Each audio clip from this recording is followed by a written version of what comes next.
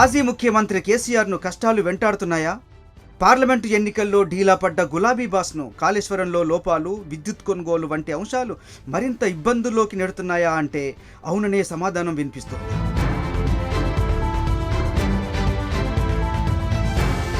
కాళేశ్వరం ప్రాజెక్టులో లోపాలపై కాంగ్రెస్ ప్రభుత్వం నియమించిన జస్టిస్ న్యాయ్ ఘోష్ కమిషన్ విచారణను వేగవంతం చేసింది. ఇందులో భాగంగా ఇంజనీరింగ్ అధికారులు, రిటైర్డ్ అధికారులు, నిర్మాణ సంస్థలను జస్టిస్ ఘోష్ కమిషన్ విచారించింది. ఎవరి సూచన మేరకు డిజైన్ రూపొందించారు వంటి అంశాలను కమిషన్ ప్రశ్నించింది. కాళేశ్వరం డిజైన్ కేసీఆర్ సూచన మేరకే జరిగిందని, తమ ప్రమేయమేమీ లేదని అధికారులు కమిషన్కు వివరించినట్టు తెలిసింది. దీంతో కాళేశ్వరం ప్రాజెక్టుపై కేసీఆర్కు మరో సమస్య తలెత్తే అవకాశం ఉంది.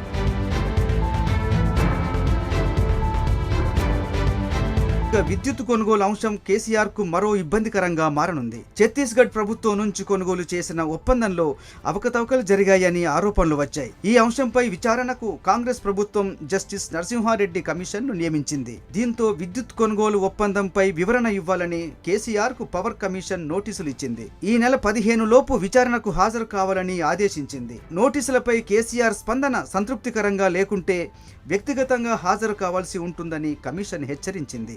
దీంతో పార్లమెంట్ ఎన్నికల ఫలితాలతో ఢీలా పడ్డ గులాబీ బాస్కు రాబోయే రోజుల్లో మరిన్ని ఇబ్బందులు తప్పేలా లేవు.